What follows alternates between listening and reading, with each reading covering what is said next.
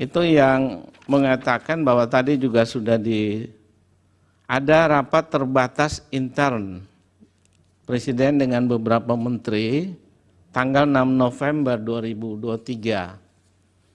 Nah, saya tidak tahu sejauh mana apakah ratas intern tersebut kemudian melakukan perubahan terhadap kebijakan yang ada atau tidak, misalnya Perpres dan sebagainya. Karena tadi dalam keterangan Ibu Menteri Sosial, Ibu Risma mengatakan bahwa anggaran BLT El Nino itu tahun 2024 tidak ya. Nah, saya melihat catatan kemarin dari saksi Pak Aceh Hasan Sadili, itu dinyatakan bahwa ada 3 kali raker dengan Ibu Menteri Sosial. Yang pertama 31 Agustus, yang kedua 14 September, dan yang terakhir ini 7 November. Nah, kalau saya coba kaitkan dengan ratas tanggal 6 November, artinya sehari setelah itu, Ibu kemudian raker. Nah, apakah dalam ratas itu yang kemudian hilangnya BLT El Nino di Kementerian Sosial? Atau tidak, nanti Ibu bisa memberi keterangan karena ini kami perlu konfirmasi. Saya mencoba untuk merelevansikan fakta-fakta persidangan terkait dengan hal ini.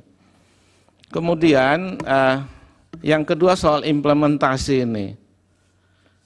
Yang pertama, tadi Pak Menko PMK dalam keterangan menyatakan bahwa ikut membagi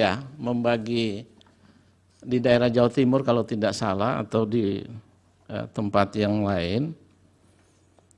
Nah, kemudian Pak Menko Perekonomian, ini Pak Menko di satu sisi sebagai Menko, tapi saya masih ingat bahwa pada tahun 2021 ada berita yang menyatakan terkait dengan kedudukan Pak Menko sebagai Ketua Komite Penanganan COVID-19 dan Pemulihan Ekonomi Nasional atau PEN, di mana realisasi pemulihan ekonomi nasional itu sampai 11 Mei kalau tidak salah 2021 mencapai 172,35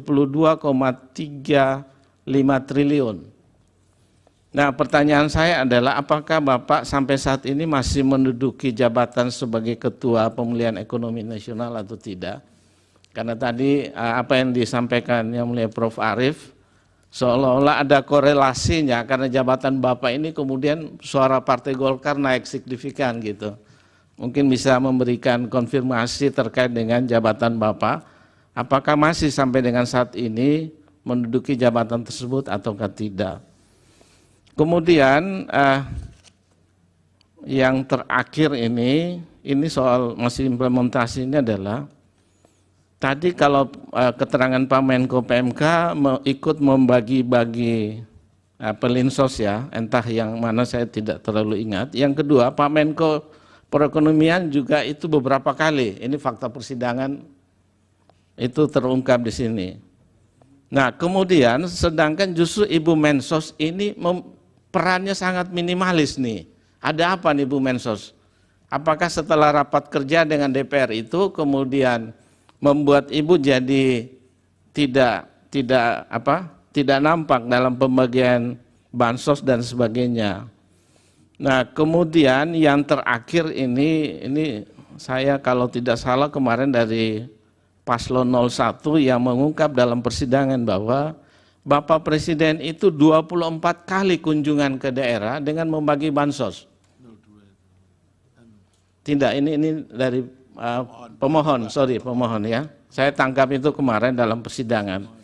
Nah, pertanyaan saya adalah dalam teknis pembagian bansos ataupun pelinsos, apakah Pak Menko PMK, Pak Menko Perekonomian, selain Ibu Mensos dan juga Pak Presiden itu boleh terlibat? Karena fakta-fakta persidangan ini saya kira perlu juga mungkin ada informasi bagi persidangan, karena dari pemohon baik 1 maupun 2 ada kecurigaan dari mana alokasi anggaran bantuan sosial yang disampaikan oleh Presiden. Nah, saya kira itu 2 hal yang saya sampaikan dalam kesempatan ini. Yang pertama berkaitan dengan kebijakan dan yang kedua berkaitan dengan implementasi.